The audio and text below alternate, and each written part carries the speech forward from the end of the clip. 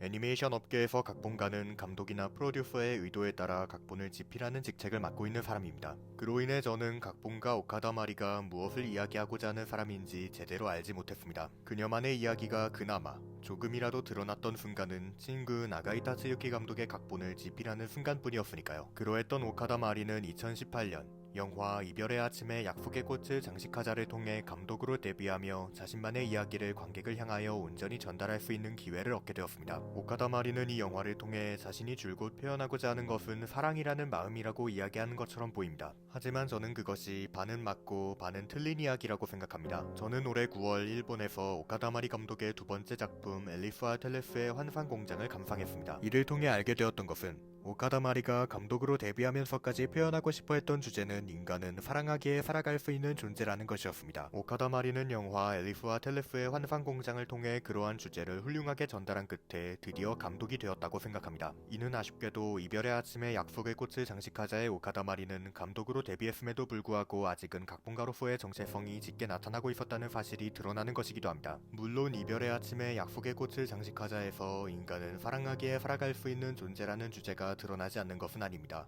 다만 불가피했던 기나긴 시간의 압축과 마키아의 아름다운 모성은 그런 주제를 온전히 드러내기는커녕 도리어 가려버리고 말았습니다. 영화 이별의 아침에 약속의 꽃을 장식하자는 수십 년의 시간이 1시간 50분 정도의 시간 속에 압축되어 있는 작품입니다. 이야기는 마키아가 마을을 탈출하는 순간부터 아리엘의 마지막 모습을 지켜본 후 눈물을 터뜨리며 앞으로의 생을 꿋꿋이 살아나가고자 하는 순간까지 기록되어 있습니다. 그러한 수십 년의 세월은 실제로는 긴 시간이지만 영화에서는 2시간 남짓이 됩니다. 오카다 마리 감독은 각본가로서 그 사실을 누구보다 잘 알고 있었을 것입니다. 그렇다면 필연적으로 마키아와 아리엘이 함께했던 사람들이 압축될 수밖에 없다는 사실 역시 알고 있었을 것입니다.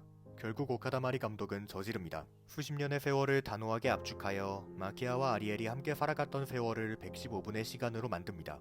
이는 각본가로서의 결정입니다. 압축의 부작용이 부감독과 연출부가 만들어낸 아름다운 영상을 통해 완화되어 감동적인 이야기가 만들어질 수 있기를 오카다 마리 감독은 각본가라는 이전의 정체성을 통해 바라본 것일지도 모릅니다. 하지만 오카다 마리 감독의 바람은 반은 이루어졌고 반은 이루어지지 못했습니다. 관객들은 아름다운 영상 속 마키아와 아리엘의 이야기에 감동했습니다. 이를 증명하듯 영화는 나름대로 흥행에도 성공했죠. 하지만 압축의 과정에서 마키아를 향한 아리엘의 마음들까지 압축되고 말았다는 부작용은 남아버리고 말았습니다. 이 부작용은 마키아와 아리엘의 이야기가 동일선상에서 흘러가지 못하도록 합니다. 마키아와 아리엘의 이야기가 동일선상에서 흘러가지 못하는 순간 오카다 마리 감독의 주제에서 중요한 역할을 하는 사랑을 구성하는 두 요소들 중 하나는 기능하지 못하게 됩니다. 오카다 마리가 표현하는 사랑은 모성과 에로틱을 통해 하나로 완성됩니다. 그 중에서 아리엘을 바라보는 마키아의 마음, 모성은 아름답게 표현됩니다. 그러나 사춘기의 아리엘이 피가 이어지지 않은 어머니 마키아를 에로틱의 시선에서 바라보는 모습은 압축의 부작용으로 인하여 유야무야되고 맙니다. 분명 아리엘이 마키아를 에로틱의 시선에서 바라보고 그 시선을 자신의 입으로 발설하기까지 하는 장면은 존재합니다. 하지만 그 장면 하나뿐이라는 점에서 영화는 아쉬워집니다. 만약 이야기를 조금만 덜 압축했더라면 어머니인 마키아를 에로틱의 시선으로 바라보는 아리엘의 고뇌와 그 해소 과정도 영화 속에 표현되어 작품을 한층 깊이 있게 만들 수 있었을지도 모릅니다. 하지만 시간은 이를 아쉬움의 영역에 남게 합니다. 완전한 감독의 탓으로 돌릴 수도 없는 아쉬움이기에 더욱 아쉽습니다. 그리하여 홀로 남은 요소인 모성은 폭주하는 경향을 보이게 됩니다. 에로틱이 제 기능을 하지 못하게 된 이상 모성은 홀로 사랑을 지탱해야 하기 때문이죠. 그리하여 인간은 사랑하기에 살아갈 수 있다는 영화의 진짜 주제는 가려집니다. 피가 이어지지 않았음에도 마음 하나로 어떤 상황에서도 아리엘을 지키는 마키아의 감동적인 모성만이 남은 영화에서 관객들은 작품의 진짜 주제를 쉽게 눈치챌 수 없게 됩니다. 결국 영화 이별의 아침에 약속의 꽃을 장식하자의 주제는 아름답고 감동적인 모성의 이야기로 오독됩니다. 이 영화의 주제가 올바르게 전달되는 방법은 마키아의 모성과 사춘기의 아리엘이 가진 에로틱의 시선이 충돌하며 조화되고 끝내 사랑으로 발전되는 것이었습니다. 그리해야만 사랑을 통해 아리엘은 살아왔고 마키아는 살아갈 것이라는 영화의 진짜 주제가 드러날 수 있게 됩니다. 하지만 감독 오카다 마리가 내린 각본가로서의 결정은 불가피한 것이었음에도 작품의 진짜 주제를 변질시키고 말았습니다. 그리하여 오카다 마리는 감독이 되지 못했습니다. 그럼에도 불구하고 이 영화는 아름답습니다.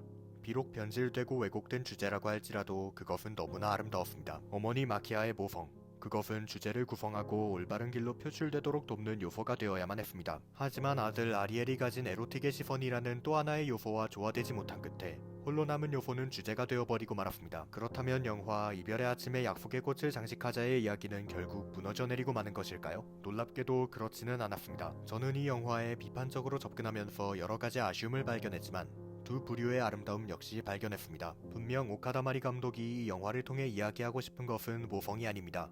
하지만 아름다운 화면 안에서 어떤 고난에도 굴하지 않고 어머니로서 아들을 사랑하는 마음, 모성만을 가슴에 품고 삶을 헤쳐나가는 마키아의 모습은 아름다웠습니다.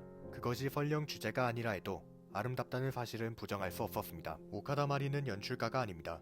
그러나 감독으로서의 자질은 갖고 있습니다. 많은 사람들이 연출을 감독의 업으로 생각하고 저 역시 그렇게 생각하는 편이지만 때때로 그 틀을 깨트리는 감독이 나타날 때가 있습니다. 타카하타 이사오 감독이 그러하며 오카다마리 감독 역시 그러합니다. 물론 두 감독 사이에는 엄청난 간극이 존재하지만 영화를 만드는 방식만큼은 유사합니다. 오카다마리는 잔뼈 굵은 각본가입니다. 그렇기에 주제가 변질되고 왜곡되었다는 사실을 알고 있는 한 영화의 노선을 아예 그쪽으로 틀어버려 관객을 울리는 각본을 쓸 수 있습니다.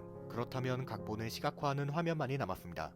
여기서 우리는 불안해져야 할지도 모릅니다. 아무리 PA웍스의 베테랑 제작진들이 투입되었다지만 최종본을 결정하는 것은 감독이고 그 감독은 연출 경험이 없는 각본가 출신입니다.